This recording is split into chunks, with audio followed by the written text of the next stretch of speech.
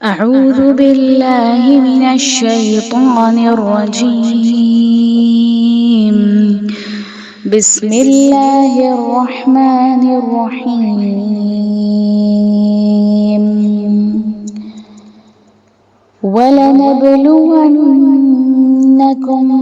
بشيء من الخوف والجوع ونقص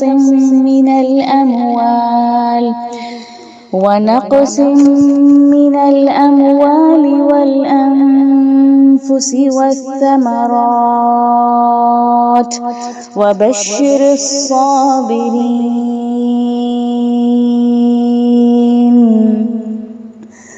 الذين إذا أصابتهم مصيبة قالوا إنا لله وإنا إليه راجعون.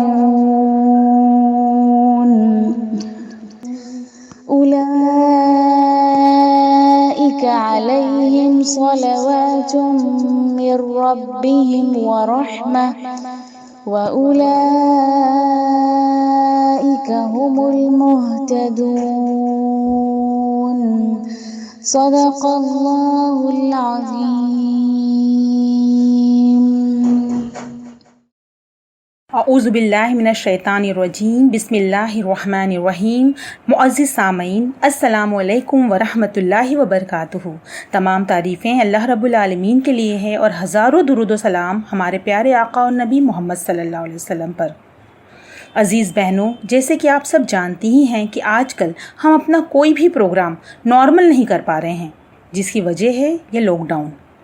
لیکن اللہ رب العالمین اپنے کام کو پورا کروانے کے لیے کوئی نہ کوئی راستہ بنا ہی دیتا ہے. وہ اپنا کام پورا کر کے رہتا ہے، خواہ کتنی ہی رکاوٹیں کیوں نہ آئے. اس لیے ہم بذریعہ آن لائن اپنے رب کا پیغام لوگوں تک پہنچا رہے ہیں. اللہ سے اس دعا کے ساتھ کہ اللہ ہماری اس چھوٹی سی کوشش کو قبول فرمائے، آمین. ہمارا یہ پروگرام آن لائن ریاستی ماہانہ اجتماع برائے خواتین جماعت اسلامی ہند مہاراشٹر کے زیر نگرانی میں منعقد کیا گیا ہے. عزیز بہنوں، محرم الحرام کا مہینہ سایہ فگن ہو گیا ہے. اللہ سبحانہ تعالیٰ اپنے قرآن میں فرماتا ہے، جب سے آسمان اور زمین کو ہم نے بنایا اس دن سے اس کی تعداد 12 ہے. ان 12 مہینوں میں 4 مہینے حرمت والے ہیں، جن میں سے ایک مہینہ محرم کا ہے. محرم اسلامی سال کا پہلا مہینہ ہے. محرم کے مہینے کو شہر اللہ بھی کہا جاتا ہے، یعنی اللہ کا مہینہ. یہ اس کی تعظیم میں کہا جاتا ہے، جس سے اس مہینے کی عظمت کا اندازہ ہوتا ہے. حضرت ابو ہریرہ رضی اللہ تعالیٰ عنہ سے روایت ہے کہ رسول اللہ صلی اللہ علیہ وسلم نے فرمایا، رمضان کے بعد سب سے افضل روزے اللہ کے مہینے یعنی محرم کے ہیں. اس مہینے کی خاص عبادت روزہ ہے. آئیے ہم آج اپنے اس پروگرام کا آغاز کرتے ہیں درس قرآن کے ساتھ، جس کے لیے میں دعوت دیتی ہوں محترمہ فردوس فاطمہ صاحبہ کو درس قرآن کے ذریعے ہماری رہنمائی کریں. فردوس فاطمہ صاحبہ رکن جماعت ہیں اور یہ پونا سے ہیں. الحمدللہ رب العالمین والصلاة والسلام علی رسولہ الکریم، اما بعد، فاعوذ باللہ من الشیطان الرجیم، بسم اللہ الرحمن الرحیم. رب اشرح لی صدری ویسر لی امری واحلل عقدۃ من لسانی یفقہوا قولی. محترم خواتین، السلام علیکم ورحمۃ اللہ وبرکاتہ. ابھی جو آیتیں ہم نے سماعت کی ہیں وہ سورہ بقرہ کی آیت 153 سے 157 تک کی ہیں. سورہ بقرہ مدینہ ہجرت کے بعد پہلی صورت ہے جو نازل ہوئی. اگر اس صورت پر غور کیا جائے تو اس صورت میں اللہ تعالیٰ نے 2 امتوں سے براہ راست خطاب کیا ہے. یہ صورت 2 امتوں میں تقسیم ہے. پہلے حصے میں سابقہ امت مسلمہ بنی اسرائیل سے خطاب ہے اور دوسرے حصے میں موجودہ امت مسلمہ سے براہ راست خطاب ہے. پہلے نصف حصے میں تین ٹاپک ہیں. صورت کا آغاز تمہیدی کلمات سے ہوا، اس کے بعد بنی اسرائیل سے براہ راست خطاب ہے اور تیسرا تحویل قبلے کا حکم ہے. پھر دوسرا جو نصف ہے اس میں سب سے پہلے شریعت محمدی کا خاکہ بیان ہوا ہے، جس میں عبادات جیسے نماز، صوم اور حج کے متعلق احکامات ہیں. پھر معاملات میں وراثت کا قانون، نکاح، طلاق، عدت وغیرہ کے متعلق احکام ہیں. پھر جہاد بالمال اور جہاد بالنفس یعنی قتال کے متعلق آیتیں ہیں، اور اس کے علاوہ کچھ بڑی بڑی حکمت والی آیتیں ہیں، جیسے آیت بیر ہے نیکی کے بارے میں، آیت الآیات کائنات کی نشانیوں کے بارے میں، آیت الکرسی، آیت الدین۔ ابھی جو آیات ہم نے سماعت کی ہیں، یہ دوسرا نصف جہاں سے ہوتا ہے سورہ بقرہ کا، وہاں سے جو خطاب موجودہ امت مسلمہ سے اللہ تعالیٰ نے کیا ہے، یا ایھا الذین آمنو، تو قرآن مجید کی ترتیب میں اگر ہم دیکھیں تو بحیثیت امت محمدیہ یہ پہلا خطاب ہے، اور اس میں اللہ، اور یہ جو آیتیں، یہ ہم نے جو تحویل قبلے کا حکم جو ہوا اس کے بعد پھر یہ آیتیں نازل ہوئی، اور اس میں اللہ تعالیٰ امت مسلمہ سے مخاطب ہے کہ اے لوگوں جو ایمان لائے ہو، ایمان لانے والے یعنی ہر ایک ایمان والے شخص سے آج اللہ تعالیٰ مخاطب ہے کہ صبر اور نماز سے مدد حاصل کرو۔ تو یہ مدد حاصل کرو اللہ تعالیٰ فرما رہے، لیکن کس شے پر؟ یعنی کوئی مشن ہو، کوئی مقصد ہے، کوئی ذمہ داری ہے، اس کے لیے مدد حاصل کرنا ہے۔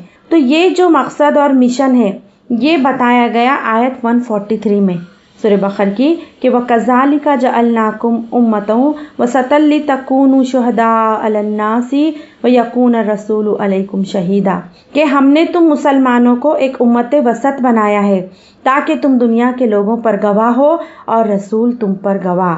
جیسا کہ ہم جانتے ہیں کہ نبی کریم صلی اللہ علیہ وسلم خاتم النبیین ہیں، اب جو ہے تو کوئی نبی نہیں آنے والا، تو جو نبی صلی اللہ علیہ وسلم کی جو ذمہ داری تھی، جو مشن تھا، اب وہ مشن جو ہے تو نبی کریم صلی اللہ علیہ وسلم کے بعد ان کی امت پر اللہ تعالیٰ نے وہ ذمہ داری ڈالی ہے۔ یعنی اس امت کا نشان امتیاز یہ ہوگا کہ یہ امت شہادت حق کا فریضہ انجام دے گی، اور یہ جو ذمہ داری ہے بڑی ذمہ داری ہے، بہت بڑی جو ہے تو کاندھوں پر اللہ تعالیٰ نے ڈالی ہے۔ یہ ذمہ داری جب نبی صلی اللہ علیہ وسلم پر ڈالی گئی تھی تو نبی صلی اللہ علیہ وسلم سے کہا گیا تھا کہ اے نبی صلی اللہ علیہ وسلم تیاری کر لیجئے، اور وہ تیاری کی شکل میں تھی، قیام اللیل کی شکل میں، یا ایھا المزمل قم اللیل الا قلیلا نصفہ او انقص منہ قلیلا او زد علیہ ورتل القرآن ترتیلا، کہ نماز میں رات میں کھڑے رہا کرو، قرآن کو ٹھہر ٹھہر کر پڑھو۔ یہ اتنی تیاریاں کس لیے ہوئی؟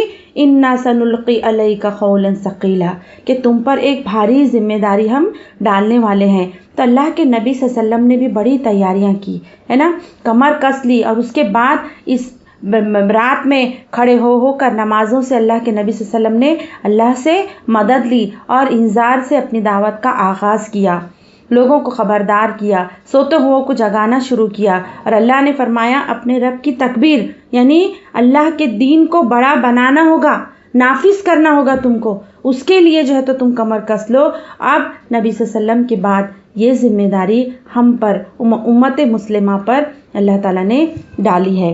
تو رسول صلی اللہ علیہ وسلم کی تیاری کرائی گئی، تو ہم پر بھی ایسا ہی بوجھ، یہ اللہ تعالیٰ فرما رہے کہ تم بھی اس بھاری بوجھ کو ایسے ہی اٹھا نہ سکو گے جب تک کہ تم مدد نہ لے لو، کس سے؟ صبر اور نماز کے ساتھ۔ تو یہ نئی امت مسلمہ، یہ کیوں؟ کیونکہ دیکھیے یہ جو امت مسلمہ ہے اللہ تعالیٰ نے یہود کو معزول کیا، اور کیونکہ انہوں نے اپنی ذمہ داری کو صحیح سے نہیں نبھایا تھا، اب جو ہے تو امت مسلمہ پر یہ ذمہ داری جو ہے تو اللہ تعالیٰ نے ڈالی ہے کہ یہ امت مسلمہ دنیا کی قائد ہوگی، دنیا کے لیے رہنما ہوگی۔ جو نبی صلی اللہ علیہ وسلم کا مشن تھا، جو نبی صلی اللہ علیہ وسلم کا پیغام تھا، اب وہ پیغام اس امت پر امت وسط بنا کر اللہ تعالیٰ نے ڈالی ہے، اور یہ ذمہ داری ہے وہ جو پیغام تھا لوگوں کو پہنچانا، دین کی اقامت کرنا، دین کی شہادت کا حق ادا کرنا، انفرادی زندگی میں، اجتماعی زندگی میں نمونہ بن کر پیش کرنا، پوری نوع انسانی پر حجت قائم کر دینا کہ وہ یہ نہ کہہ سکے کہ ہمیں تو پتہ ہی نہیں تھا اللہ کہ تیرا دین کیا ہے، ہم تک تیرا پیغام پہنچا ہی نہیں۔ تو یہ پیغام پہنچانے کی ذمہ داری امت مسلمہ کی ہے۔ اس ذمہ داری کو ادا کرنے کے لیے ایک تو ہمیں قربانیاں دینا پڑیں گی، امت کو قربانیاں دینا پڑیں گی، مصائب جھیلنے پڑیں گے، مسائل آئیں گے، تکلیفیں برداشت کرنی ہوگی، گھر بار چھوڑنے پڑیں گے، اور دوسرا یہ بھی ہو سکتا ہے کہ اس کام میں بعض مخالف لوگوں کی سازشوں کا سامنا کرنا ہوگا۔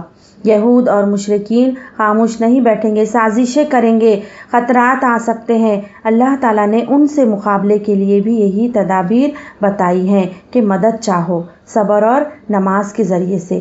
ابھی یہ دیکھیے کہ نماز ہم سب جانتے ہیں کہ اللہ سے قربت کا ذریعہ ہے، اور یہاں پر جس نماز کا ذکر ہے اس سے مراد یہ 5 وقتوں کی نماز نہیں ہے صرف، بلکہ تہجد ہے، نوافل ہے۔ اس کے ذریعے سے، نماز کے ذریعے مومن کے اندر ایسی روح اور زندگی پیدا ہوتی ہے کہ وہ راہ حق میں پیش آنے والی مشکلات پر فتح یاب ہوتا ہے، اللہ سے قریب ہوتا ہے، اللہ سے قربت ہوتی ہے، سخت سے سخت آزمائش میں بھی شکست نہیں کھاتا۔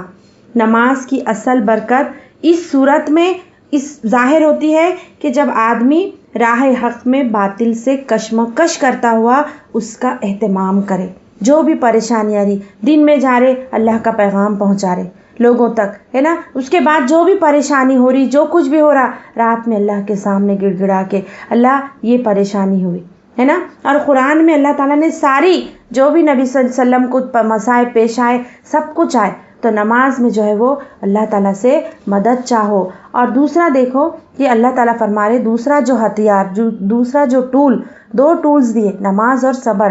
دوسرا جو ٹول ہے صبر، تو ہم کو ایسا لگتا کہ اللہ تعالیٰ فرما رہے کہ ان اللہ مع الصابرین، اللہ صبر کرنے والوں کے ساتھ ہے۔ تو نماز میں دیکھیے اللہ تو ہمارے ساتھ ہی ہے نا، سجدے میں سب سے زیادہ قریب ہے اللہ تعالیٰ، سب سے زیادہ قریب ہے، لیکن جب راہ میں مشکلات آئے، اس راہ میں مصائب آ رہے، مصیبتیں آ رہے، ظلم ہو رہا، ستائے جا رہے، سازشیں کی جا رہی، تو یہاں تک کہ مظالم کی اتنی انتہا کی جانے بھی جا رہی ہو، ایسی حالت میں بندہ یہ سوچ سکتا ہے کہ میرے ساتھ اللہ کی مدد اور نصرت نہیں ہے، اللہ کی معیت نہیں ہے۔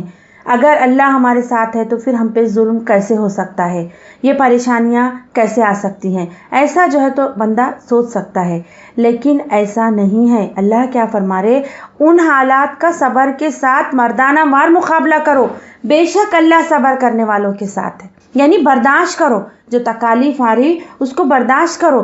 یہ آزمائشیں اگرچہ دشمنوں کی شرارتوں اور سازشوں کے باعث پیش آئیں گی، لیکن یہ اللہ کی اس سنت کے تحت ہے جو ازل سے اللہ تعالیٰ نے اہل حق اور اہل باطل کے فرق کے لیے مقرر کی ہیں۔ ان حالات میں اللہ یہ فرما رہے تم یہ نہ سمجھو کہ اللہ کی تائید یا معیت نہیں ہے، یہ نہ سوچنا کہ اللہ تم سے ناراض ہے، نہیں، بلکہ اللہ آزماتا ہے، مصیبتیں آتی ہیں، تکالیف آتی ہیں، تم صبر کے ساتھ، ہمت کے ساتھ اس سے مقابلہ کرو۔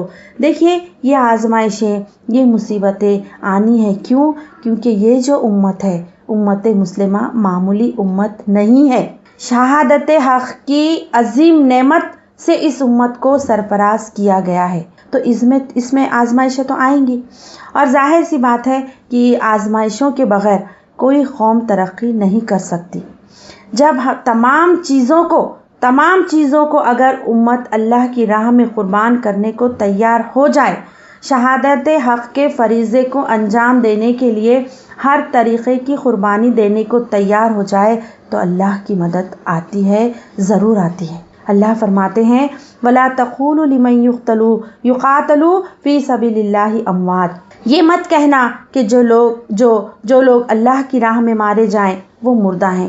دیکھیے شہادت حق کی ذمہ داری فرائض ادا کرتے کرتے جس نے قول سے گواہی دی، جس نے عمل سے گواہی دی اور پیغام پہنچایا، اور یہ کام کرتے ہوئے جو شخص اپنی جان بھی دے دیتا ہے، اس نے خود کو کوالیفائی کر لیا اللہ کی نظر میں آخری درجے میں کہ مقتول فی سبیل اللہ، اللہ کی راہ میں قتل ہوا، اس نے پوری حجت کر دی۔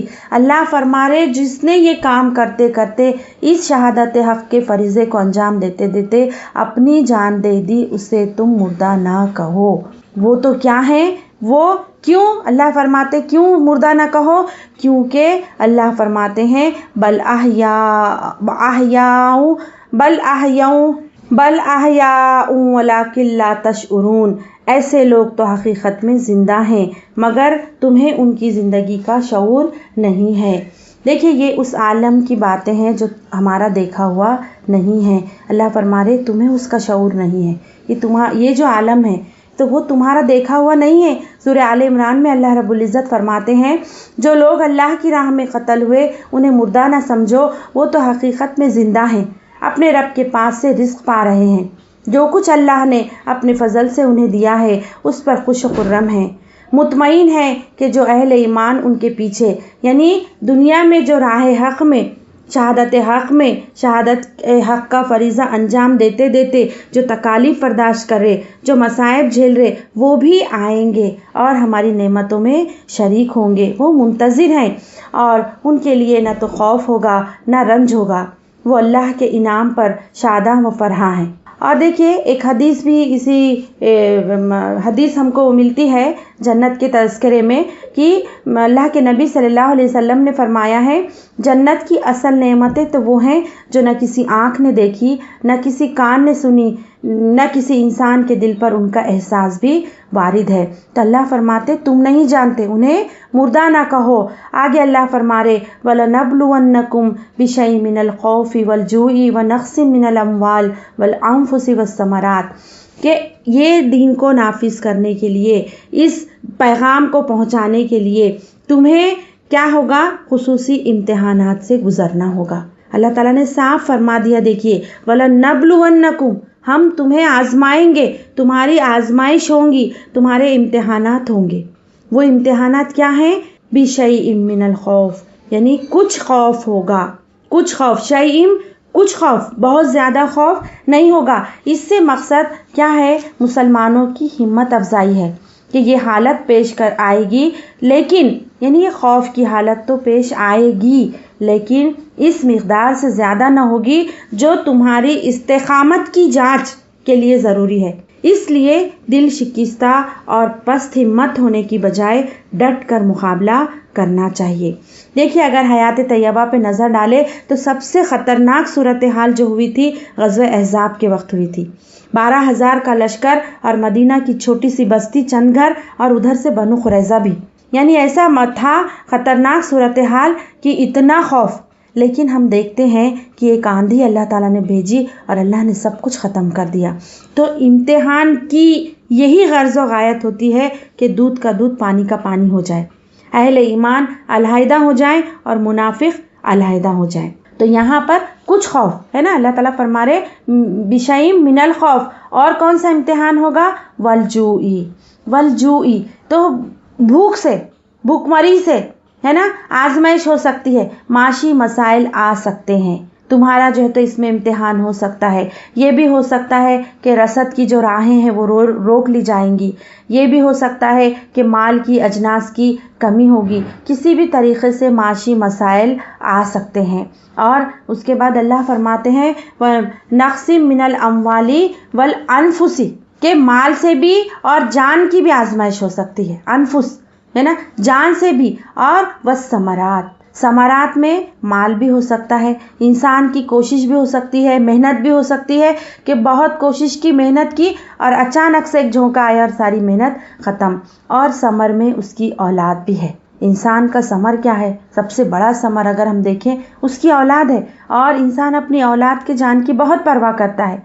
تو یہاں پر اللہ تعالیٰ یہ فرما رہے اصل میں کہ اس شہادت حق کے فریضے کو انجام دینے کے لیے تمہیں اپنی اولاد، اپنے اہل و عیال، اپنی مال، اپنی جان کا بھی رزق تم کو لینا ہوگا، جیسا کہ مہاجرین نے کیا تھا۔ ہم دیکھتے نا کہ جب مکہ چھوڑ کر گئے، بال بچوں کو، مال کو کتنا بڑا رزق لیے تھے، تو وہی تمہیں اپنا آپ ثابت کرنا ہوگا کہ تم ایمان والے ہیں۔ یا ایھا الذین آمنوا سے خطاب ہوا، تم اے ایمان والو، مطلب یہ کہ تم ایمان کا دعویٰ کر رہے، تم ایمان کے دعوے دار ہیں، تم اللہ پر ایمان ہے، تم کو آخرت پر یقین ہے، تو تم کو یہ ثابت کرنا ہوگا کہ واقعی تم نے آخرت کی زندگی کو اصل زندگی سمجھا ہے۔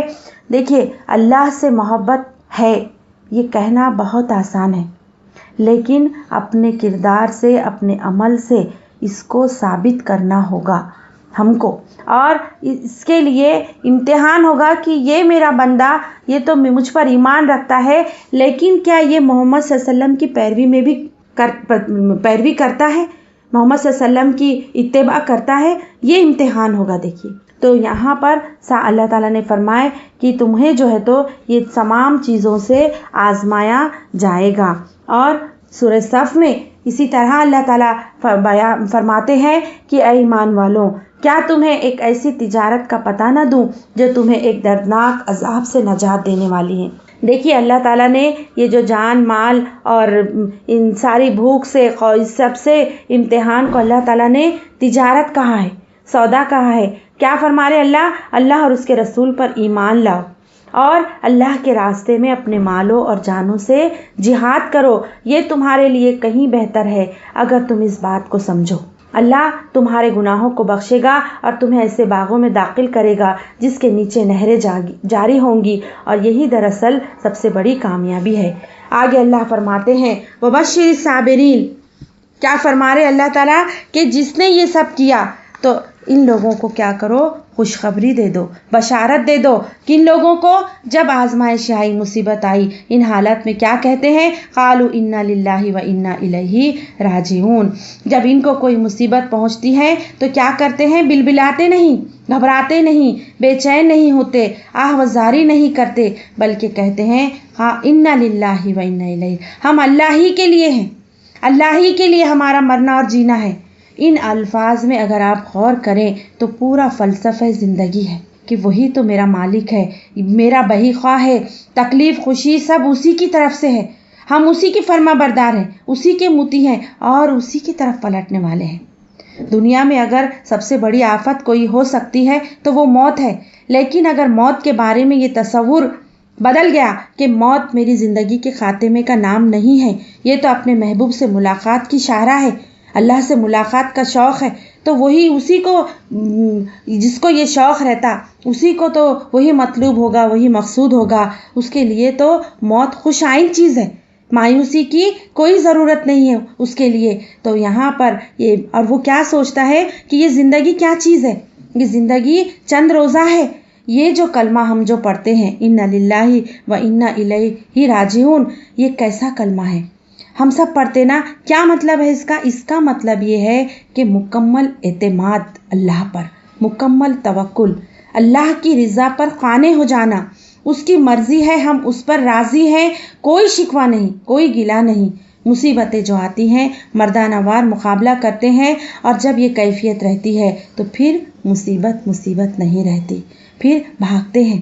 اس فرض کو ادا کرنے کے لیے دن رات اس کی فکر میں لگے رہتے ہیں، اپنا وقت، اپنی صلاحیتیں، اپنا جو کچھ بھی اپنی سکت بھر ہم دے سکتے ہیں پھر یہ دیتے ہیں۔ غیر معمولی توکل اور غیر معمولی اعتماد اللہ پر، چاہے کچھ ہو جائے۔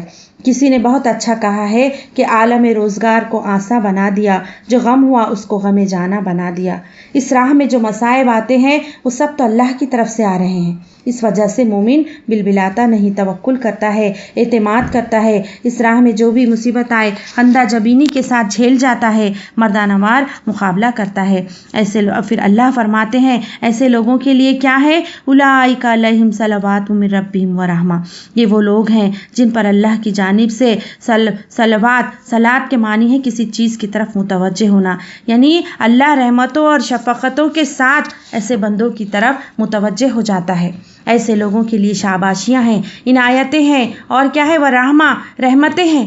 وَأُولَئِكَ هُمُ الْمُهْتَدُونَ، اور اللہ فرماتے یہی ہدایت پر ہیں، کامیاب ہیں۔ اہتدا، کامیابی کی منزل سے ہمکنار ہونا، یہی لوگ کامیاب ہیں، یہی لوگ سیدھے راستے پر ہیں۔ ایسے ہی لوگوں کو اللہ منزل مقصود تک پہنچا دے گا انشاءاللہ۔ تو میری عزیز بہنوں، ان آیتوں میں ہم کو جو پیغام ملا ہے وہ یہ ملا ہے کہ جو تم کو اس منصب پر اللہ نے تم کو جو امام بنایا گیا، تم کو جو امت وسط بنایا گیا، تم کو اس ذمہ داری کو ادا کرنا ہوگا، اس ذمہ داری کو اپنی پوری سکت بھر جو ہے تو تم کو طاقت لگانی ہوگی، اور اس ذمہ داری کو نبھانے میں چاہے تمہیں جتنی آزمائشیں آئیں، जितनी भी, चाहे भूख की हो, चाहे खौफ की हो, चाहे माल की हो, चाहे जान की हो, चाहे औलाद की हो, इन सब को जो है तो तुमको लगाना है। ज़िंदगी का मकसद अल्लाह ताला ने इन आयतों में बयान किया है। अल्लाह ताला से दुआ है कि अल्लाह ताला इस मकसद को, इस ज़िम्मेदारी को,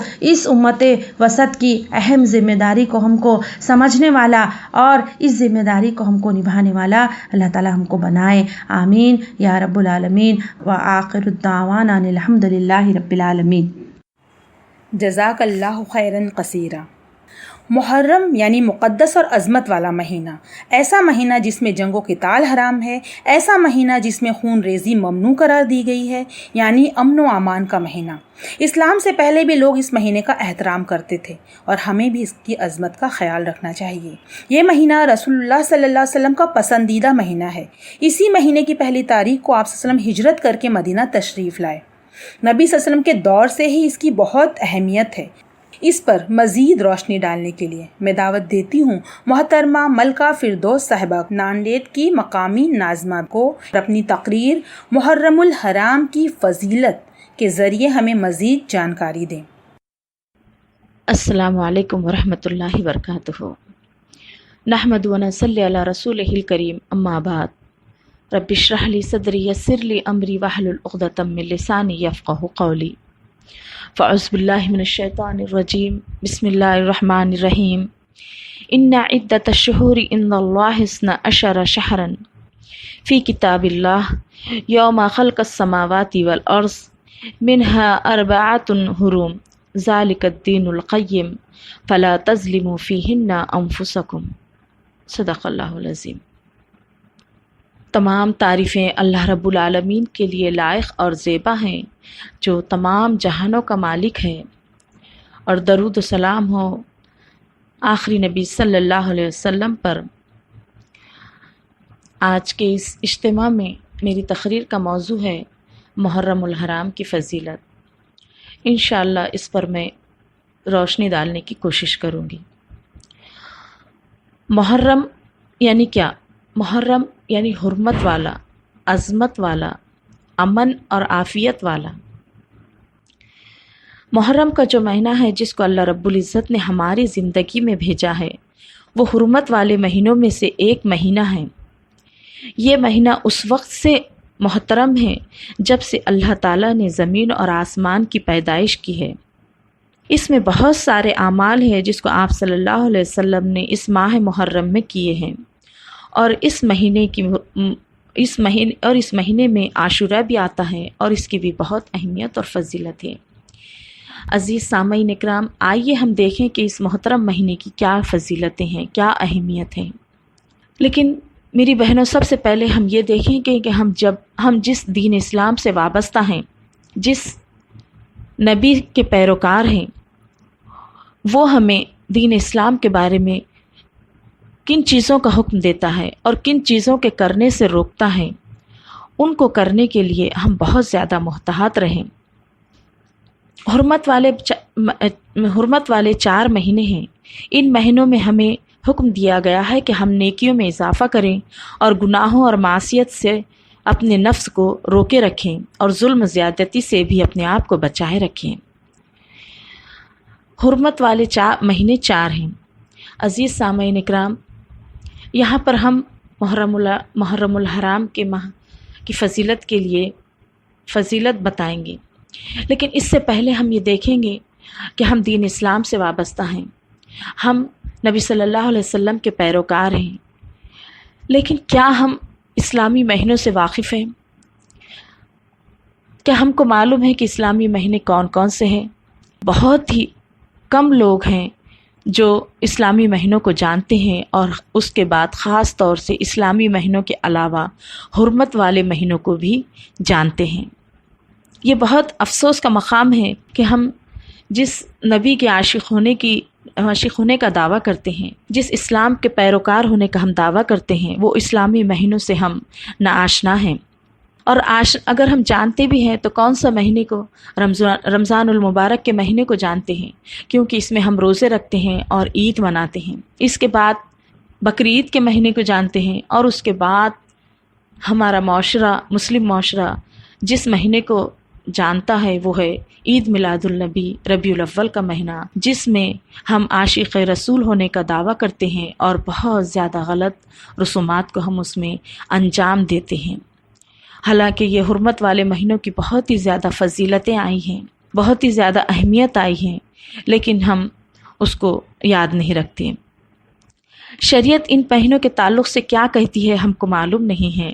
میں نے جو ابھی آپ کے سامنے آیت تلاوت کی، اس سورہ توبہ کی آیت نمبر 36 ہے، جس کا ترجمہ ہے، حقیقت یہ ہے کہ مہینوں کی تعداد جب سے اللہ نے آسمان اور زمین کو پیدا کیا ہے، اللہ کے نوشتے میں 12 ہی ہیں، اور ان میں سے 4 مہینے حرام ہیں۔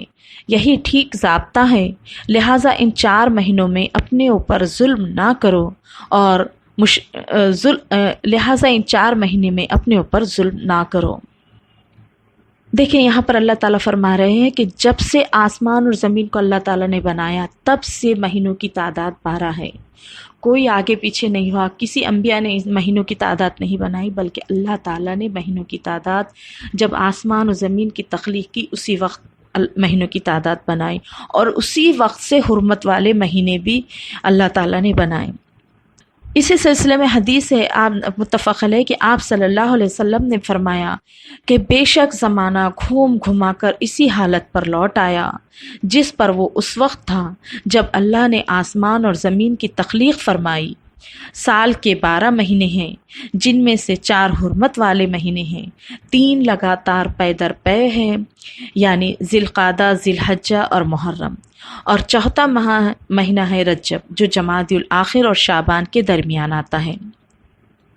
تو ان مہینوں کی بہت زیادہ، ان 4 مہینوں کی بہت زیادہ عظمت، اور یہ 4 مہینے بہت زیادہ محترم اور عظمت والے ہیں، اور خاص طور سے ان 4 مہینوں میں اور عظمت والا اور محترم مہینہ جو ہے ماہ محرم کا مہینہ ہے۔ اس کی یہ چاروں مہینے میں فضیلت رکھتا ہے۔ مطلب یہ ہے کہ اس کے اندر سارے گناہ، سارے وہ اعمال جو عام دنوں میں بھی حرام ہیں، اس مہینے میں بدرجہ زیادہ حرام ہیں۔ اللہ تعالیٰ فرماتا ہے کہ تم فلا تظلموا فیہن انفسکم، تم اپنے نفسوں پر ظلم مت کرو، گناہ اور معصیت کے کاموں سے بچو۔ اگر گناہ کرو گے تو اس میں شدت ہے، اور اگر نیکی کرو گے تو ان ایام میں افضل ہے۔ تو اس سے ہمیں پتہ چلتا ہے کہ عام دنوں کی بنسبت ان ایام میں گناہ اور معصیت بہت ہی بری بات ہے، کیونکہ یہ مہینہ حرمت والا اور عظمت والا ہے۔ امام قتادہ فرماتے ہیں کہ ہمیں حرمت والے مہینے میں ظلم کرنا دیگر مہینوں کی بنسبت ظلم کرنے سے زیادہ بڑا گناہ اور غلط کام ہے۔ اگرچہ کہ ظلم کرنا ہر حال میں گناہ ہے، ہر حال میں غلط ہے، مگر اللہ تعالیٰ جسے چاہے اس امر کو فضیلت بخشے، اس کو عظیم بنا دے۔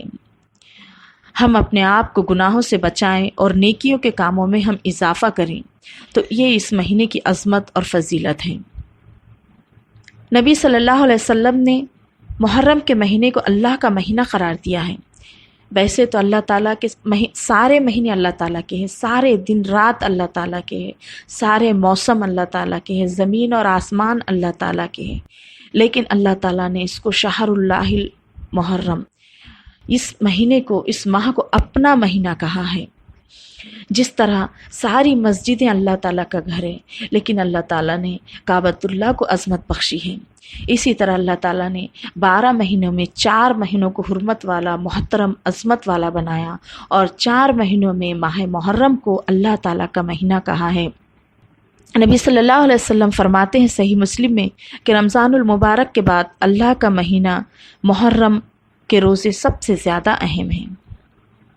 ابن رجب نے اس حدیث کی صراحت کرتے ہوئے فرماتے ہیں کہ رمضان کے بعد سب سے فضیلت والے نفل روزے محرم کے روزے ہیں، یعنی کہ جو نفل روزے ہم رکھتے ہیں تو وہ سب سے زیادہ افضل نفل روزے محرم کے مہینے کے ہیں۔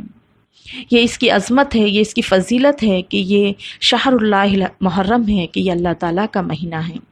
بعض اسلاف کے اس کے بارے میں کئی اقوال ہیں۔ ہم یہاں دیکھتے چلیں کہ حسن بصری تابعی رحمۃ اللہ علیہ فرماتے ہیں کہ حرمت والے مہینے میں افضل مہینہ محرم ہے۔ نیز فرمایا کہ اللہ نے سال کا آغاز بھی حرمت والے مہینے سے کیا اور سال کا اختتام بھی حرمت والے مہینے سے کیا، یعنی ذی الحجہ سے۔ اللہ کے نزدیک رمضان المبارک کے بعد سب سے افضل اور محترم ماہ محرم ہے، اور ہمارے سلف نے، ہمارے علماء اکرام نے، صحابہ تبع تابعین نے عشرے کو، 3 عشروں کو بہت اہمیت دیتے تھے۔ 3 عشرے کون کون سے ہیں ہم دیکھتے چلیں۔ رمضان المبارک کا آخری عشرہ جس میں شب قدر آتی ہے، ذی الحجہ کا پہلا عشرہ جس کے ایام سب سے زیادہ اہمیت کے حامل ہیں، محرم کا پہلا عشرہ اور اس کی بھی بہت زیادہ اہمیت ہے۔ اس محرم میں، اس ماہ میں کثرت سے روزے رکھنا مستحب ہے، سنت ہے۔ صحیح مسلم کی حدیث ہے کہ افضل الصیام بعد رمضان شہر اللہ المحرم، رمضان کے بعد اللہ کے نزدیک سب سے زیادہ افضل روزہ محرم کے ہیں، یعنی کہ نفل روزوں میں سب سے افضل روزے محرم کے ہیں۔ نبی صلی اللہ علیہ وسلم فرماتے ہیں کہ سب سے افضل نماز، سب سے افضل صلات فرض نماز ہے، اور فرض نمازوں کے بعد سب سے افضل نماز رات کی نماز ہے، یعنی تہجد، اور فرض روزوں کے بعد سب سے افضل نفل روزے ہیں وہ محرم کے روزے ہیں۔ ہمیں چاہیے کہ اس مہینے میں ہم کثرت سے روزے رکھیں، گناہوں سے بچیں اور نیک کاموں میں سبقت حاصل کرنے کی کوشش کریں، اور زیادہ سے زیادہ ان حرمت والے مہینوں سے ہم فائدہ اٹھائیں۔ اور اس کی فضیلت یہ بھی ہے اس ماہ کی کہ اس ماہ محرم میں عاشورہ ہے۔ عاشورہ یعنی محرم کی 10 تاریخ۔ ہم دیکھتے ہیں کہ ہم لوگوں نے اس کے تعلق سے بہت ہی جھوٹی اور غلط باتیں پھیلا رکھی ہیں، اور بہت سی موضوع احادیث اس بارے میں ملتی ہیں کہ اللہ تعالیٰ نے آسمان اسی دن بنایا، آدم علیہ السلام زمین پر اسی دن آئے، توبہ اسی دن قبول ہوئی، یونس علیہ السلام مچھلی کے پیٹ میں آئے سے نکالے گئے، اور وغیرہ وغیرہ روایتیں ہیں۔ لیکن چونکہ فرمان نبی میں ہمیں یہ باتیں نہیں ملتی، سنت رسول میں یہ باتیں نہیں ملتی، اور جو باتیں ہم اپنے دل سے گڑھیں وہ بدعت کہلاتی ہیں، اور ہم اللہ کی پکڑ میں آتے ہیں۔ تو عاشورے کے دن روزہ رکھنا سنت ہے۔ صحیح مسلم کی حدیث ہے کہ نبی صلی اللہ علیہ وسلم فرماتے ہیں کہ مجھے اللہ تعالیٰ سے امید ہے کہ یوم عاشورہ کا روزہ گزشتہ 1 سال کے صغیرہ گناہوں کا کفارہ ہے، صغیرہ گناہوں کا کفارہ ہے، کبیرہ گناہوں کا نہیں۔ کبیرہ گناہ بغیر توبہ کے معاف نہیں ہوتے، اور اگر وہ گناہ بندوں کے ساتھ کیے گئے تو قطعی معاف نہیں ہوتے، بندوں سے معافی ضروری ہے، کبیرہ گناہ کے لیے توبہ ضروری ہے۔ اس طرح عاشورے کے روزے سے تمام سال کے، گزرے ہوئے سال کے چھوٹے گناہ معاف ہوتے ہیں۔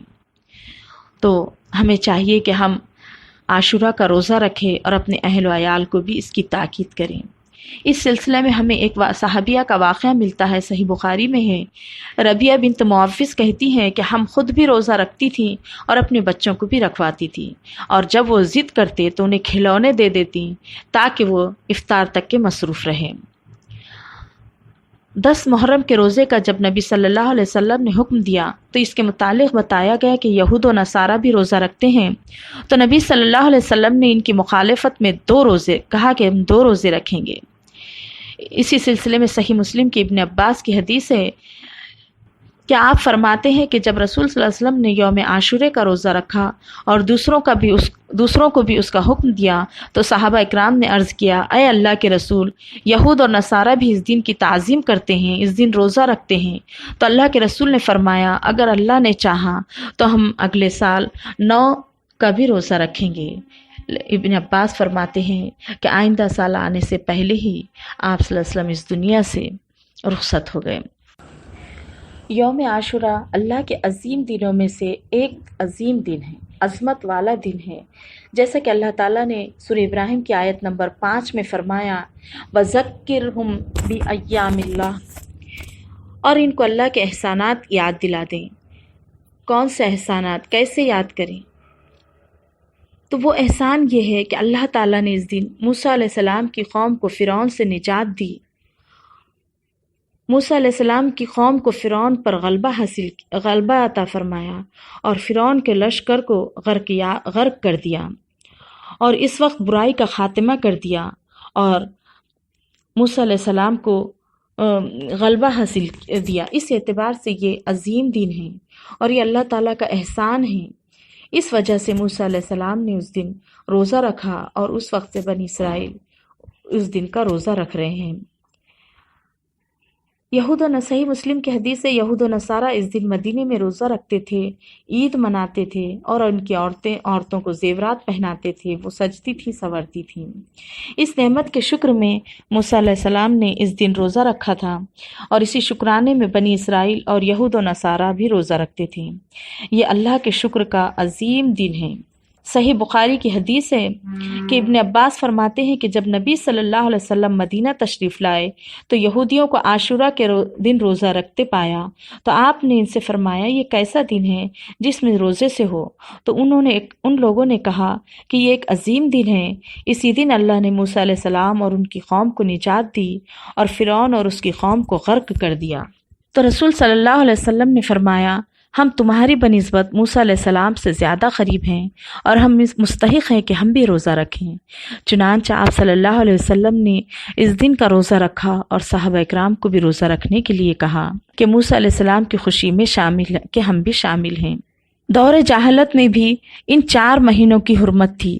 مشرکین مکہ ان 4 مہینوں کو عظمت والا مانتے تھے، اس میں لڑائی جھگڑا نہیں کرتے تھے، اس دن روزہ رکھتے تھے اور اسی دن کعبہ کا غلاف بھی بدلتے تھے۔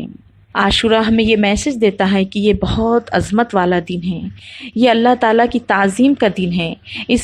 اس دن ہم اللہ کے شکرانے کے لیے ہمیں روزہ رکھنا ہے اور اس دن اللہ تعالیٰ نے مسلمانوں کو فرعون سے نجات دی اور اس کے مسلمانوں کے دشمنوں کو ہلاک کیا۔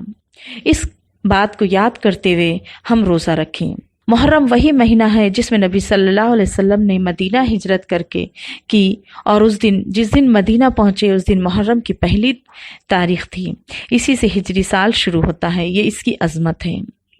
یہ کچھ فضائل تھے جو میں نے آپ لوگوں کے سامنے بتائے ہیں کہ یہ حرمت والا مہینہ ہے، یہ نیکیوں میں اضافے والا مہینہ ہے، یہ معصیت اور گناہوں سے بچنے والا مہینہ ہے، کثرت سے روزہ رکھنے کا مہینہ ہے، اور یہ اس کی فضیلت یہ ہے اور ایک یہ ہے کہ یہ اللہ تعالیٰ کا مہینہ ہے اور اس مہینے میں عاشورہ آتا ہے جس میں روزہ رکھنا ہے، اور یہ دن ہمیں یاد دلاتا ہے بھائی چارے کا، اخوت کا، محبت کا۔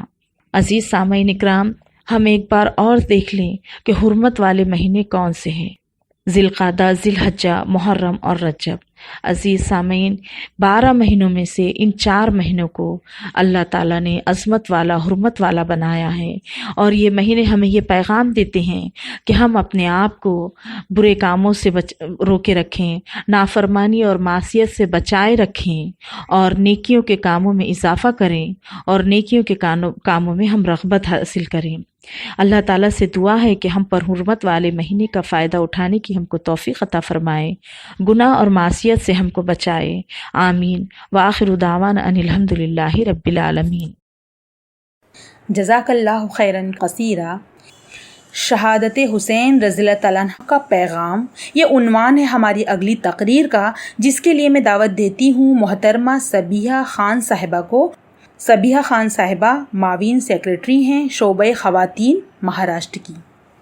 نحمد و نصلی علی رسولہ الکریم، اما بعد، فاعوذ باللہ من الشیطان الرجیم، بسم اللہ الرحمن الرحیم۔ وَكَذَلِكَ جَعَلْنَاكُمْ أُمَّةً وَسَطًا لِتَكُونُوا شُهَدَاءَ عَلَى النَّاسِ وَيَكُونَ الرَّسُولُ عَلَيْكُمْ شَهِيدًا۔ صدق اللہ العظیم۔ رب اشرح لي صدری ویسر لي امری واحلل عقدۃ من لسانی یفقهوا قولی، رب زدنی علما والحقنی بالصالحین۔ ربنا جعلنا منهم والذین قالوا ربنا الله ثم استقاموا، آمین۔ ربنا جعلنا منهم والذین آمنوا وعملوا الصالحات وتواصوا بالحق وتواصوا بالصبر، آمین۔ رب یسر ولا تعسر وتمم بالخیر، آمین یا رب العالمین، آمین۔ السلام علیکم ورحمۃ اللہ وبرکاتہ۔ اس ریاستی اجتماع میں آج مجھے جو موضوع دیا گیا ہے وہ ہے شہادت حسین رضی اللہ عنہ کا پیغام۔ میں نے سورہ البقرہ کی آیت نمبر 143 تلاوت کی۔ اس کا ترجمہ اس طرح ہے، اور اسی طرح ہم نے تمہیں امت وسط بنایا ہے تاکہ تم گواہ ہو جاؤ انسانوں پر اور رسول تم پر گواہ ہو جائیں۔ صدق اللہ العظیم۔ ماہ محرم اسلامی ہجری کیلنڈر کا پہلا مہینہ اور اسلامی سال کا آغاز ہے۔ جیسے کہ نام سے ہی واضح ہے کہ یہ 4 حرمت والے مہینوں میں سے پہلا مہینہ ہے۔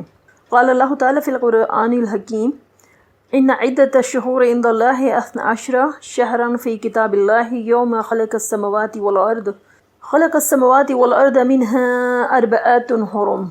صدق اللہ العظیم۔ اللہ رب العالمین نے فرمایا بے شک مہینوں کی گنتی اللہ کے نزدیک 12 ہی ہیں اللہ کی کتاب میں، جس دن سے تخلیق ہوئی آسمانوں کی اور زمین کی، اور ان میں سے 4 حرمت والے مہینے ہیں۔ ان 4 حرمت والے مہینوں میں سے پہلا مہینہ محرم الحرام کا ہے، جس سے واقع کربلا کی نسبت ہوتی ہے۔ محرم کا مہینہ واقع کربلا کے حرمت کی وجہ سے حرمت والا نہیں ہے، بلکہ اللہ سبحانہ و تعالیٰ نے حج کی خالص عبادت کو امن و امان اور بغیر جنگ و جدال اور ظلم و زیادتی کے ادا کرنے کے لیے یہ انتظام کیا کہ یہ 3 مہینے جو کہ لگاتار ایک کے بعد ایک ہے، ذی القعدہ، ذی الحجہ اور محرم، ان میں امن و امان قائم رہے، حجاج اکرام بحفاظت ان کے قافلے ان کے کارواں آتے آئیں اور وہ حج کے ارکان ادا کر کے اپنے مقام کو حفاظت کے ساتھ واپس پہنچ جائیں۔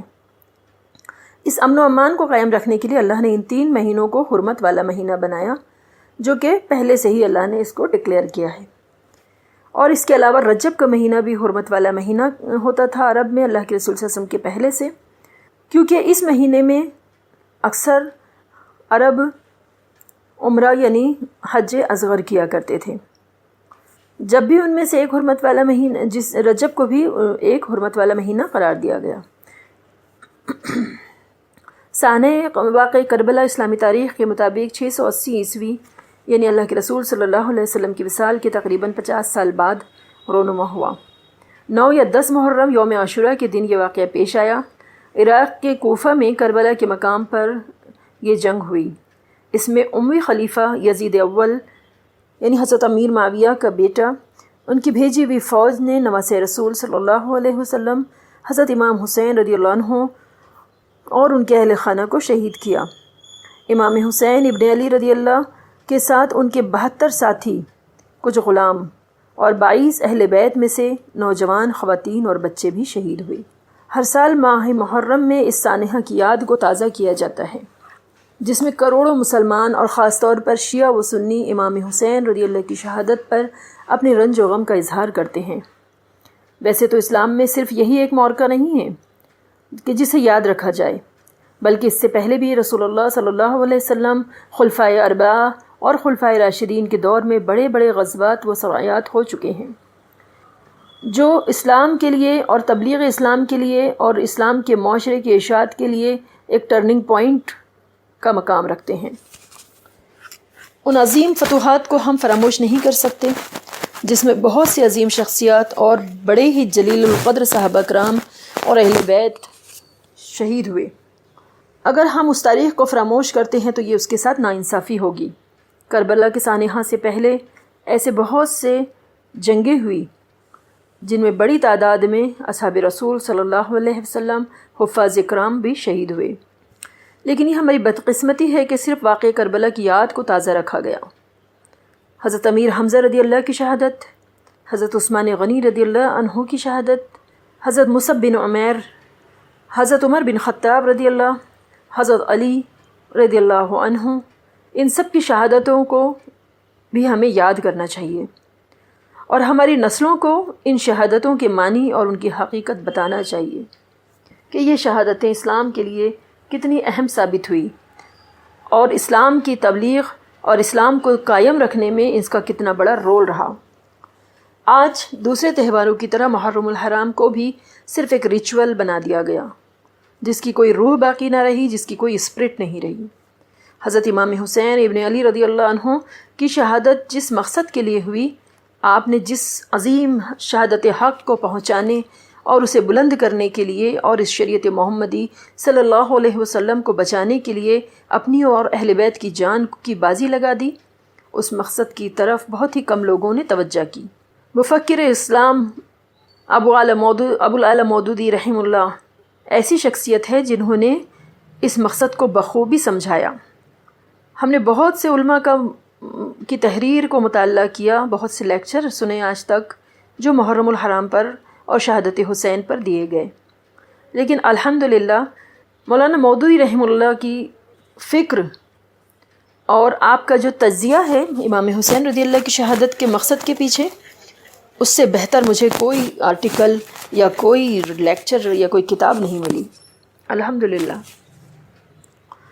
جب ہم اللہ کے رسول صلی اللہ علیہ وسلم کے وصال کے بعد کے دور کو اسٹڈی کرتے ہیں اور حضرت ابوبکر صدیق کے خلافت کے دور کو خاص طور پر، تو ہمیں پتہ چلتا ہے کہ ایسے کئی فتنے سر اٹھانے لگے تھے جس کو حضرت ابوبکر صدیق اور صحابہ کرام نے اسی وقت اگر کچل نہ دیا ہوتا تو اسلام کی جو تاریخ ہمیں ملی ہے وہ اس طرح سے ہم تک نہیں پہنچ پاتی، اور وہ فتنے اگر بڑھ جاتے تو بہت سی خرابیاں پیدا ہو جاتی۔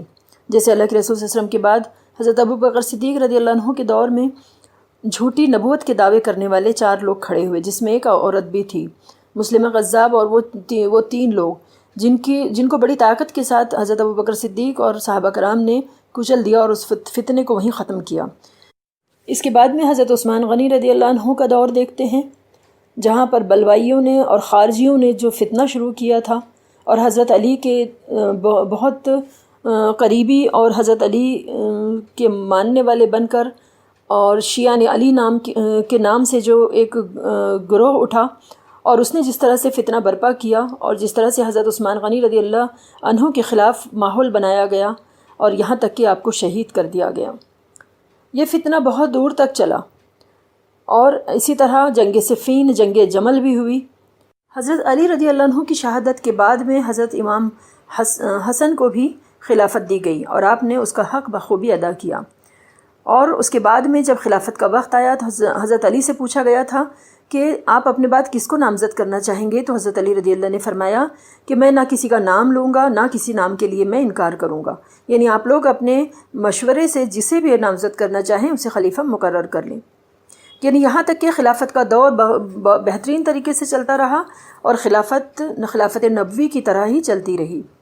جب خلافت امیوں کے ہاتھوں میں گئی اور حضرت امیر معاویہ رضی اللہ عنہ کو خلیفہ بننے کا موقع آیا تو یہ خلافت نہ رہی بلکہ ملوکیت میں تبدیل ہو گئی۔ امی فرمان رواؤں کی حکومت حقیقت میں خلافت ہی نہ تھی، اگرچہ ان کی بہت کانسٹیٹیوشن یا ان کی حکومت کے تمام کام میں قانون اسلام ہی کا رول تھا، لیکن دستور سے اسلامی اصولوں کو انہوں نے توڑ دیا تھا۔ نیز ان کی حکومت اپنی روح میں اسلام کی روح سے بہت زیادہ ہٹی ہوئی تھی۔ اس فرق کو ان کی حکومت کے آغاز ہی میں محسوس کر لیا گیا تھا۔ چنانچہ اس حکومت کے بانی امیر معاویہ کا اپنا یہ قول بھی تھا کہ آپ ذاتی طور پر خود کہتے تھے انا اول الملوک، میں سب سے پہلا بادشاہ ہوں۔ اور جس وقت امیر معاویہ نے اپنے بیٹے یزید اول کو ولی عہد مقرر کیا تو اس وقت حضرت ابوبکر صدیق رضی اللہ عنہ کے صاحبزادے حضرت عبد الرحمن رضی اللہ نے اٹھ کر برملا کہا کہ یہ تو قیصریت ہے کہ جب قیصر مرا تو اب اس کا بیٹا قیصر ہو گیا۔ اسلامی معاشرے میں یزید کی حیثیت کیا تھی؟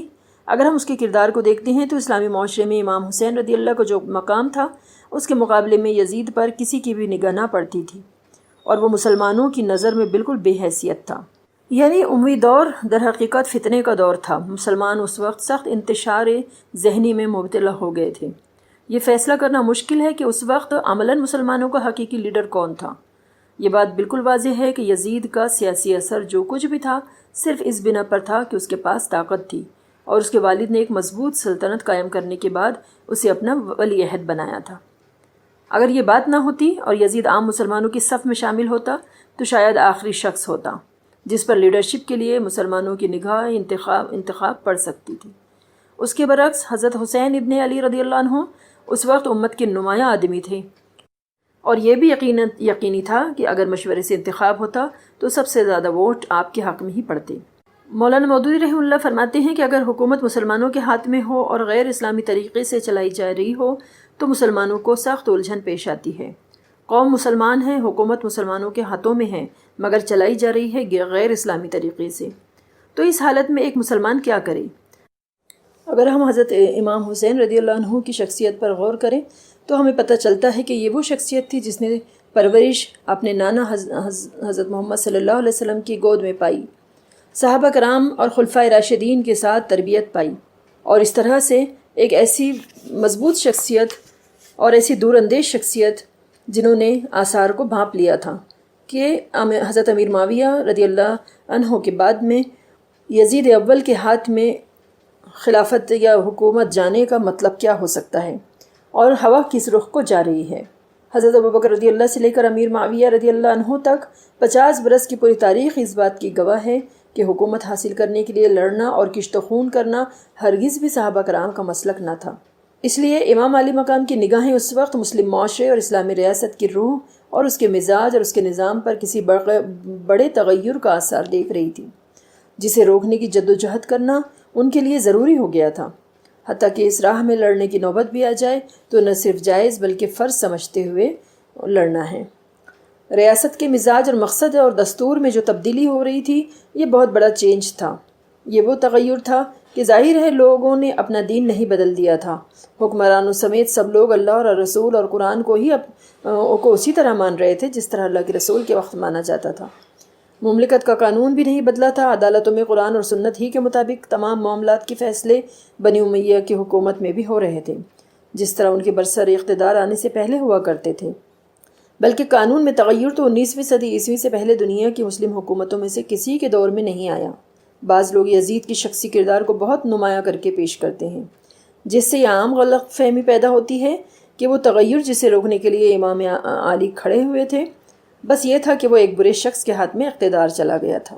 لیکن یزید کی سیرت و شخصیت کا جو برے سے برا تصور بھی پیش کرنا چاہیں اسے جو کا تو مان لینے کے بعد بھی یہ بات تسلیم نہیں ہوتی کہ حضرت امام حسین رضی اللہ عنہ کی آواز بلند کرنا اور آپ کا حق کو لے کر کھڑے ہونا صرف اس بات کے لیے تھا کہ وہ شخص برا تھا، یعنی یزید اول کا کردار یہاں معنی نہیں رکھتا تھا، بلکہ وہ چینج یہاں معنی رکھتا تھا، وہ بدلاؤ یہاں معنی رکھتا تھا جو اس حکومت کے قائم ہونے کے بعد میں اسلام میں آ سکتا تھا، یعنی جو خرابی اسلام میں پیدا کی جا رہی تھی اور اللہ کے رسول صلی اللہ علیہ وسلم کی شریعت میں جو تبدیلیاں آنے والی تھی ان نتائج سے اسلام کو بڑا نقصان پہنچ سکتا تھا۔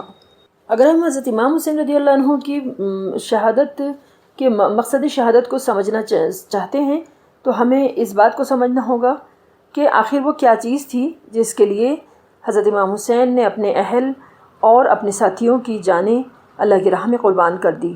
رسول اللہ صلی اللہ علیہ وسلم اور خلفائے راشدین کی سربراہی میں ریاست کا جو نظام 40 سال تک چلتا رہا اس کے دستور کی بنیادی خصوصیات آخر کیا تھی، اور یزید کی ولی عہدی سے مسلمانوں میں جس دوسرے نظام ریاست کا آغاز ہونے والا تھا اس کے اندر کیا خصوصیات دولت بنی امیہ و بنی عباس اور بعد کی بادشاہوں میں ظاہر ہوئی۔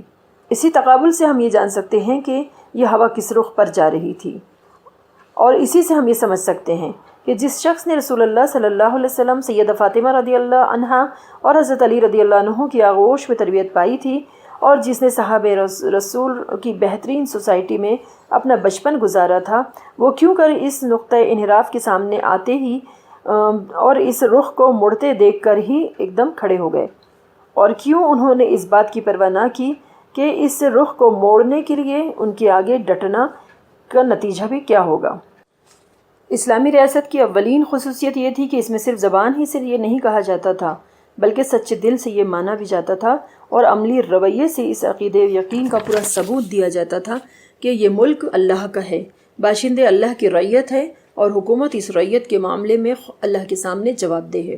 حکومت اس رعیت کی مالک نہیں ہے اور رعیت اس کے غلام نہیں ہے۔ حکمرانوں کا کام سب سے پہلے اپنی گردن میں اللہ کی بندگی اور غلامی کا قلاوہ ڈالنا ہے، پھر یہ ان کی ذمہ داری ہے کہ اللہ کی رعیت پر اس کا قانون نافذ کریں۔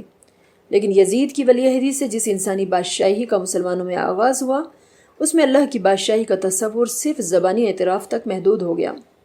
عملاً اس نے وہی رویہ اختیار کیا جو ہمیشہ سے ہر انسانی بادشاہ کرتے ہیں، یعنی ملک بادشاہ اور شاہی خاندان کا ہے اور وہ رعیت کی جان مال آبرو ہر چیز کا مالک ہے۔ اللہ کا قانون ان بادشاہوں میں نافذ ہوا بھی تو صرف عوام پر ہوا، بادشاہ اور ان کے خاندان اور عمرہ اور حکام زیادہ تر اس سے مستثنی ہی رہے۔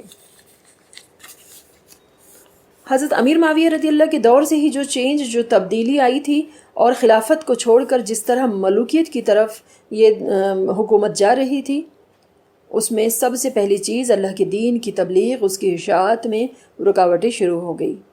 امر بالمعروف اور نہیں انل منکر کا جو فریضہ اللہ نے اپنے رسولوں پر اور تمام امت مسلمہ پر ڈالا تھا اس میں کمی آ گئی اور اسے بخوبی انجام دینے والوں کے لیے بھی رکاوٹیں پیدا کرنی شروع ہو گئی اور بھلائیاں کم اور برائیاں زیادہ پھیلنے لگی۔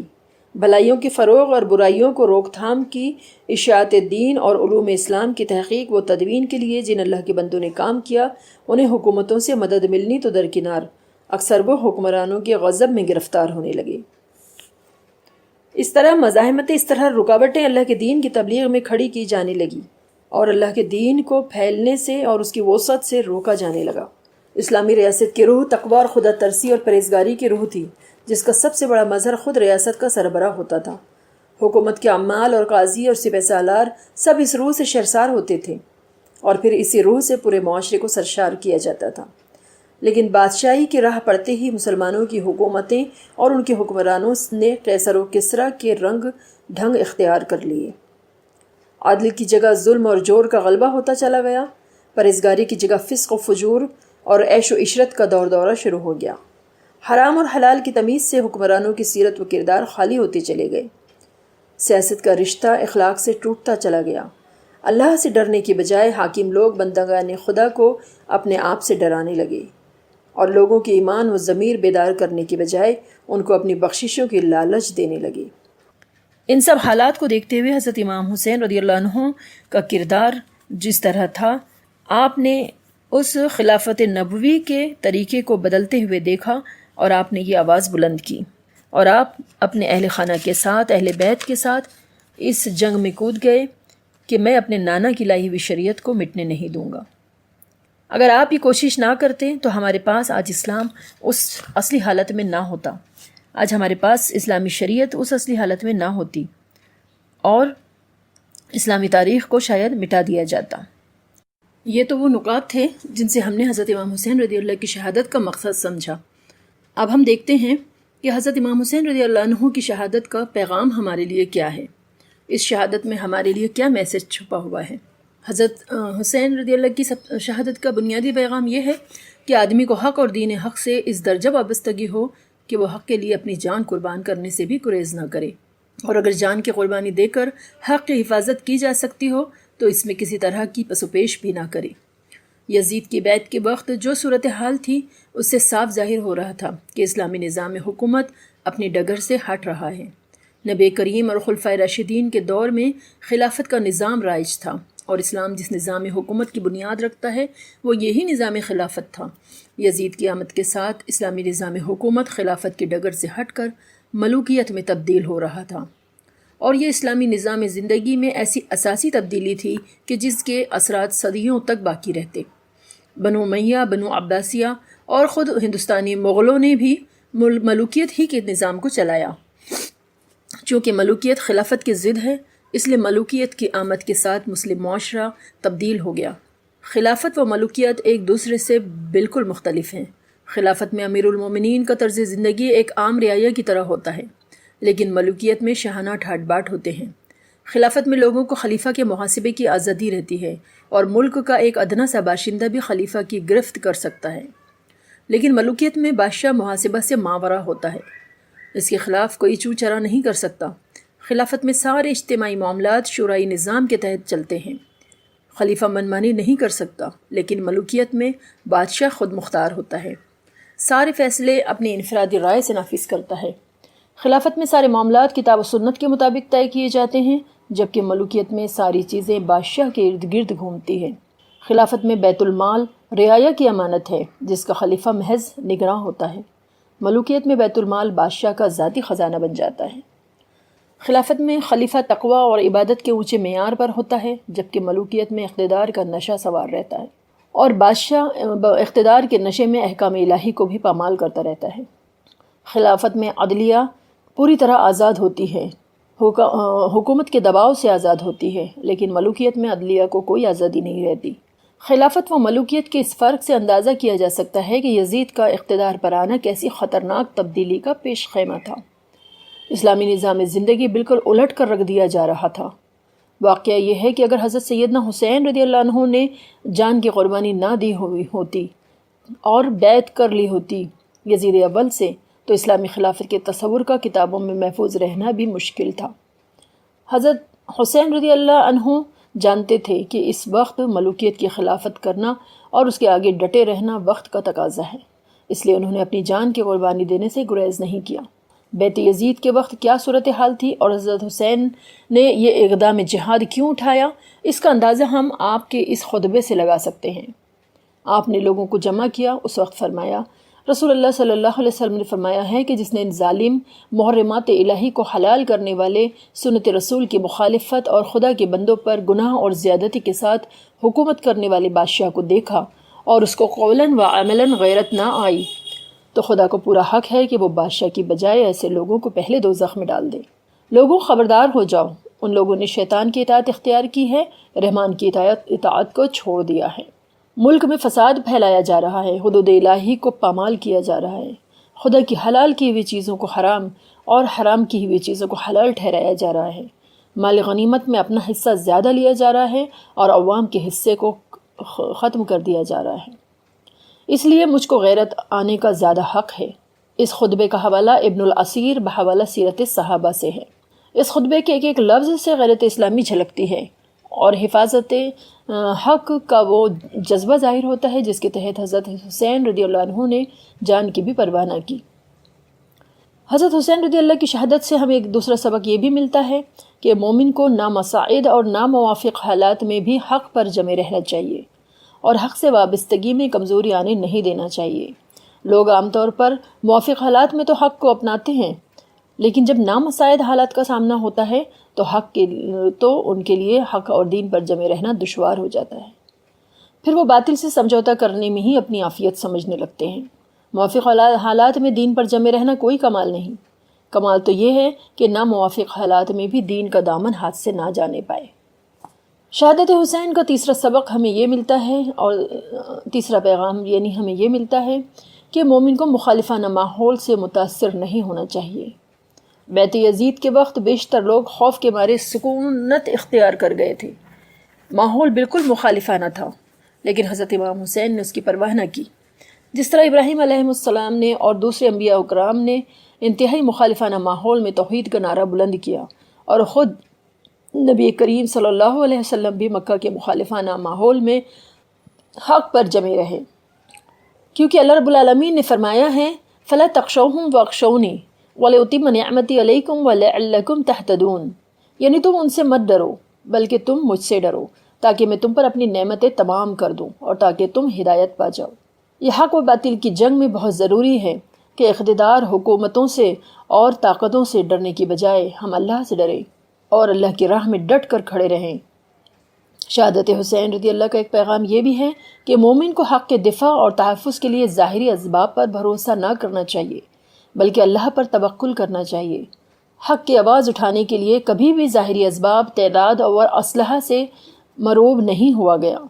حضرت حسین رضی اللہ باوجود اس کے کہ ان کے حامیوں کی تعداد کم تھی، ان کے پاس اسباب بھی کم تھے، لیکن وہ دشمن کے اسباب و وسائل سے مرعوب نہیں ہوئے۔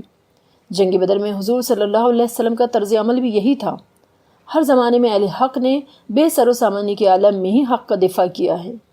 نیز حضرت حسین رضی اللہ عنہ کے واقعے سے بھی ہمیں اس کا یہ ظاہر ہوتا ہے کہ کامیابی و ناکامی کا تعلق ظاہری فتح و شکست سے نہیں، اصل چیز مقصد میں کامیابی ہے، چاہے وہ لڑتے لڑتے جان دینے سے کیوں نہ حاصل ہو جائے۔ حضرت حسین ابن علی رضی اللہ عنہ شہید ہوئے، یزیدی فوج کو بظاہر فتح حاصل ہوئی، لیکن حقیقی کامیابی حضرت حسین رضی اللہ کی ہی ہوئی۔ جس مقصد کے لیے آپ اٹھے اور اپنی جانیں قربان کر دی، آپ اس مقصد میں کامیاب ہوئے۔ یہی وجہ ہے کہ آج فضا میں دن رات اس کامیابی کی اور اس شہادت حق کی آواز بلند ہے اور ساری کائنات اسے سن رہی ہے۔ اشہد ان لا الہ الا اللہ واشہد ان محمد رسول اللہ صلی اللہ علیہ وسلم۔ حضرت حسین رضی اللہ کی شہادت کا پیغام اگر ہم دیکھنا چاہیں تو سب سے اہم اور سب سے مجموعی پیغام جو ہے وہ ہے شہادت حق کو بلند کرنا۔ وہ شہادت جو ہم پر کھل گئی، جو ہم پر واضح ہو گئی، اس حق کو، اس کی گواہی کو دوسروں تک پہنچانا۔ قال اللہ تعالیٰ فی القرآن المجید یا ایھا الذین آمنوا کونوا قوامین للہ شہداء بالقسط سورۃ المائدہ آیت نمبر 8۔ اے لوگو جو ایمان لا چکے ہو، یقین کر چکے ہو کہ اللہ تمہارا رب ہے، تم کھڑے ہو جاؤ اللہ کے لیے گواہی دینے کے لیے انصاف کے ساتھ۔ اور یہ حکم رسولوں، نبیوں، صحابہ کرام اور اس کے بعد امت خیر، امت مسلمہ پر ہے۔ اور یہ حکم تاکیدی حکم ہے، یہ نرا حکم نہیں ہے، کیونکہ اس کے انجام نہ دینے والوں کے لیے بڑی وعیدیں آئی ہیں۔ اللہ رب العالمین فرماتے ہیں وَمَنْ أَظْلَمُ مِمَّنْ كَتَمَ شَهَادَةً عِنْدَهُ مِنَ اللَّهِ، سورہ البقرہ آیت نمبر 140۔ اس سے بڑا ظالم کون ہوگا جس نے اس شہادت کو، اس گمراہی کو چھپایا جو اللہ کی طرف سے اس کے پاس آ چکی۔ پھر اللہ تعالیٰ نے یہ بھی بتا دیا کہ اس فرض کو انجام نہ دینے والوں کا نتیجہ کیا ہوا۔ ہم سے پہلے یہود اس بڑی ذمہ داری کے ساتھ اٹھائے گئے، لیکن جب انہوں نے اس ذمہ داری کو بالائے طاق رکھ دیا اور اس شہادت حق کی گواہی نہیں دے سکے، تو اللہ رب العالمین نے انہیں ایسا بنا دیا کہ بقول اللہ ضربت علیہم الذلۃ والمسکنۃ وباءوا بغضب من اللہ، کہ اللہ رب العالمین نے ان پر ذلت اور رسوائی کو ڈال دیا، ان پر ذلت اور مسکنت چسپاں کر دی گئی، اور وہ لوٹے تو اللہ کے غضب کے ساتھ۔ یہ شہادت حق کی ذمہ داری ہی تھی جس کے لیے حضرت امام حسین رضی اللہ عنہ کھڑے ہوئے، اور آپ نے اس باطل کو روکنے کی بھرپور کوشش کی۔ یہ شہادت حق جس کی ذمہ داری ہم پر، آپ پر بھی ڈالی گئی ہے۔ اس سے مراد یہ ہے کہ جو حق آپ کے پاس آ گیا ہے، جو صداقت آپ پر واضح ہو گئی ہے، انسان کے لیے فلاح و نجات کا ایک ہی راہ جو آپ کو دکھائی گئی ہے، آپ دنیا کے سامنے اس حق کو، اس صداقت کو واضح طور پر کھلا کھلا رکھ دیں۔ جو حق ہمارے پاس آ گیا اس حق کو ہم لوگوں تک پہنچا دیں، جن تک پہنچ چکا ہے انہیں اس کی ریمائنڈر دیں، اس کی یاد دلائیں، اور جن تک نہیں پہنچا اس تک ان کے رب کی پہچان ہم پہنچا دیں۔ اور یہ سب سے پہلے ہم پر لاگو ہوتی ہے کہ صرف ہم قولاً نہیں بلکہ عملاً اس گواہی کو دیں۔ معاشرے میں ایسے چلتے پھرتے کردار نظر آئیں جو اللہ کے طریقے، اللہ کے رسول کی شریعت اور کتاب اللہ کے قانون کے مطابق اپنی زندگی گزاریں، جنہیں دیکھ کر کے لوگ محسوس کریں کہ یہ کون لوگ ہیں، ان کو ایسی تعلیمات کہاں سے ملی، اتنے بہترین کردار کہاں سے پیدا ہو گئے۔ ہماری معیشت، ہماری معاشرت، ہمارے لین دین، ہمارے آپس کے معاملات، ہمارے اخلاق، ہمارے آئلی قانون، ہمارے تعلیمی ادارے، ہر جگہ ہم حق کی گواہی دینے والے بن جائیں۔ ہم اللہ کے رسول صلی اللہ علیہ وسلم اور صحابہ کرام کا بہترین ایک نمونہ بن کر کے ہم لوگوں کے سامنے ظاہر ہوں۔ ہم اپنے کردار، ہم اپنے اخلاق سے لوگوں میں یہ واضح کر دیں کہ جو حق ہمیں ملا ہے اس حق کی راہ پر چل کر ہم اس حق کی گواہی اپنے کردار سے قولاً و عملاً دے رہے ہیں۔ یہ شہادت جو اللہ تعالیٰ نے اپنے پیغمبروں سے دلوائی، اور اس کی غرض قرآن مجید میں صاف صاف یہی بتائی گئی ہے کہ لوگوں کو اللہ پر حجت قائم کرنے کا موقع باقی نہ رہے کہ ہم بے خبر تھے، اور آپ ہمیں اس چیز پر پکڑتے ہیں جس سے ہم کو خبردار نہ کیا گیا تھا۔ اللہ نے فرمایا رسولا مبشرین و منذرین لئلا یکون للناس علی اللہ حجۃ بعد الرسل وکان اللہ عزیزا حکیما، سورۃ النساء آیت نمبر 65۔ اس طرح اللہ نے لوگوں کی حجت اپنے اوپر سے اتار کر پیغمبروں پر ڈال دی، اور پیغمبر اس اہم ذمہ داری کے منصب پر کھڑے کر دیے گئے، اور اگر وہ شہادت حق کا ٹھیک ٹھیک حق ادا نہ کرتے تو لوگ اپنے اعمال کی خود بازپرس کے مستحق ہوں گے، اور اگر ان کی طرف سے ادائے شہادت میں کوتاہی ہوتی تو لوگوں کی گمراہی و کجروی کا مواخذہ پیغمبروں سے کیا جائے گا۔ دوسرے الفاظ میں پیغمبر اس شہادت کے گواہ ہیں، اور انسانوں سے بھی ان کی شہادت لی جائے گی کہ ان پیغمبروں نے اس کو پورا پہنچایا تھا یا نہیں، یعنی ہمیں رسول پر اور رسول کو ہم پر گواہ بنایا جائے گا۔ تو یہ عظیم ذمہ داری شہادت حق کی حضرت امام حسین رضی اللہ عنہ نے بخوبی نبھائی اور اپنے نانا کی شریعت کو بچا لیا۔ اب یہ ذمہ داری ہم پر ہے کہ ہم اس شہادت حق کو لوگوں تک پہنچائیں، عملاً و قولاً اس کو ہم پہنچائیں، اور اللہ کی زمین پر اللہ کا قانون، اللہ کے دین کو ہم نافذ کریں، کیونکہ اللہ کے نزدیک سب سے سچا دین صرف اللہ کا دین ہے۔ ان الدین عند اللہ الاسلام، اور اس سے بہتر طریقہ اور اس سے بہتر نجات کا راستہ کوئی نہیں ہے۔ وما علینا الا البلاغ، سبحان اللہ بحمدہ سبحانک اللہم و بحمدک ونشہد ان لا الہ الا انت ونستغفرک ونتوب الیہ سبحان ربک رب العزت عما یصفون وسلام علی المرسلین والحمد للہ رب العالمین